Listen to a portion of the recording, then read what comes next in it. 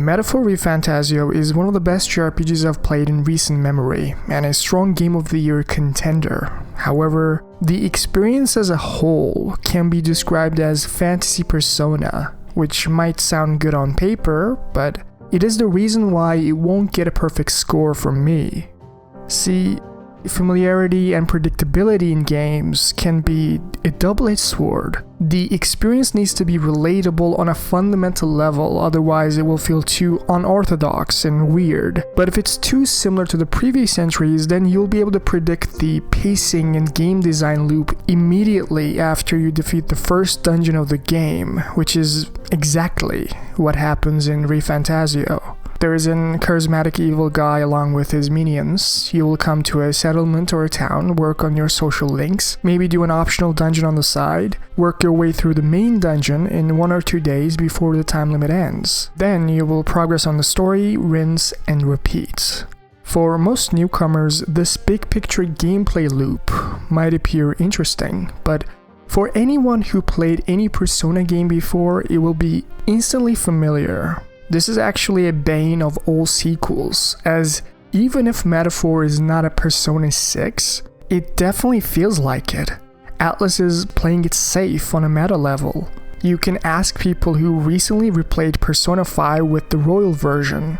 It is mostly the same exact game, and they will tell you that when the novelty is no longer there and you can predict the story beats and game design so accurately, Persona 5 is nowhere near as impressive as it once was. The dialogues of characters, how the scenario is written, and how the game flows all contribute to this feeling. Atlus definitely has a good formula, but repeating it endlessly, as Todd Howard says, is not a recipe for excellence. It just works until it doesn't. I think this is more of a fundamental principle of life. You need to actively recreate yourself, especially when you're so free from the Persona label with a new IP. Metaphor Refantazio was the perfect opportunity to break free from the chains of the past, but Atlus wanted to be shackled still because they know it's gonna sell. Now, to give it some credit, ReFantazio definitely has an interesting Berserk-esque fantasy setting that I enjoy a lot more. Louise feels like Griffith, and the game starts out with a bang. An intriguing murder that will set up the stage for a Game of Thrones-like narrative, where politics and alliances will play a big role. The stylistic delivery with beautifully drawn anime cutscenes is the cherry on top. While I enjoy this premise a lot more than the stale high school drama we've been accustomed to in Persona 5, Metaphor is just a Persona structure in disguise. As a result, both Metaphor and Persona 5 will be amazing JRPGs for me in their own ways, but not necessarily unforgettable or must-play. Let me explain, because the core of a must-play game doesn't have to be a masterpiece, but it needs to have a unique value proposition. It needs to be one of a kind in something that it does, and offer an experience I simply can't get anywhere else. This is supply and demand. You can even go further and get me something I never knew I wanted, and that game will excel above the majority instantly. Now, a must-play, as flawed as it may be, have to have such an impact on an emotional level that I can't just summarize it as fantasy persona. 2 words shouldn't be enough to convey the experience, so you should literally go out and try it yourself. There is this urgency to unique must-play games. On the surface, it feels similar, but there's actually nothing like it for each entry in the series. But, does such a unique IP even exist? Yes, let's now talk about a franchise where, unlike Metaphor and Persona, you cannot predict it. The Xenoblade Chronicles trilogy. At the risk of oversimplifying the narratives of 1 and 2, I want to focus on the 3rd game, as Xenoblade 3 is like a critique of sequelization in video games. When you start a random JRPG on the market, the overarching dynamic is almost always the same. There's a villain, they actively want to get power, status, or money, and you're the special, good-hearted hero who is chosen to stop them. While Joseph Campbell's hero's journey is used in stories for centuries now, execution of the narrative and context are the keys to originality and unpredictability in the modern era. How you explore a narrative matters. In Xenoblade 3, you're a nobody protagonist, Noah, fighting to live, living to fight in this godforsaken world. You don't know why you're fighting, as that's what everyone had always done. The main villain does not want anything from this world. He doesn't want power, money, or influence. He just wants to maintain the status quo.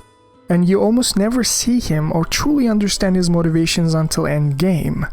All you do as a soldier is just being imprisoned in this cycle. You have 10 years to live, and if you ever die at any point on the battlefield, your soul gets reborn in these cradles and you start the cycle once again. An endless cycle of suffering. In the midst of such a meaningless existence, Noah realizes something looking at wildlife and questioning, why is it that they don't grow like them? Why only 10 years? Why can't they push past the boundaries, live for 80 years, and give birth to new life? Slowly throughout the game, by questioning his existence, Noah is breaking the shackles of his conditioning imposed by the villains.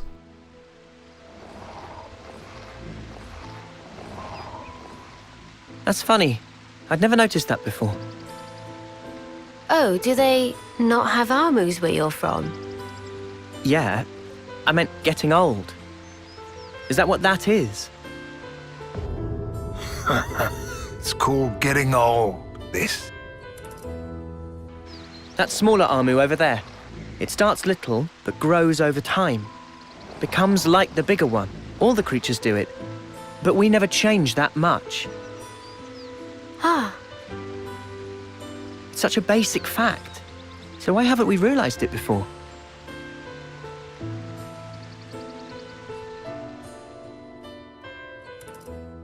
Now, that sense of curiosity that Noah shows here creates engagement. You can't put the game down because there are questions you need to answer. Every moment in the game builds atop the previous one. With every little hero quest and story progression, you learn bit by bit.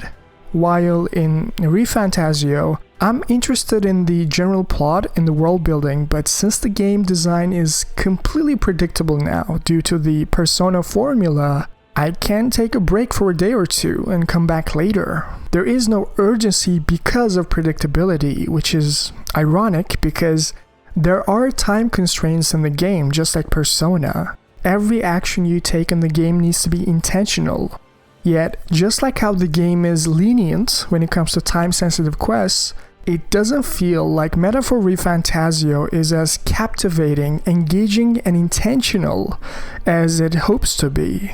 While probably my Game of the Year contender and one of the best JRPGs in recent memory, Atlas would benefit from following on Molosov's risk-taking and unpredictability while working on Persona 6. Watch my Xenoblade 3 lore analysis right here, as it's one of my personal favorites. Give this video a like and subscribe if you want to see more content like this. Tell me your thoughts in the comments below, especially if you've played both Xenoblade 3 and Metaphor Refantazio. That's it for me today. Thank you for watching, and I will see you in the next one.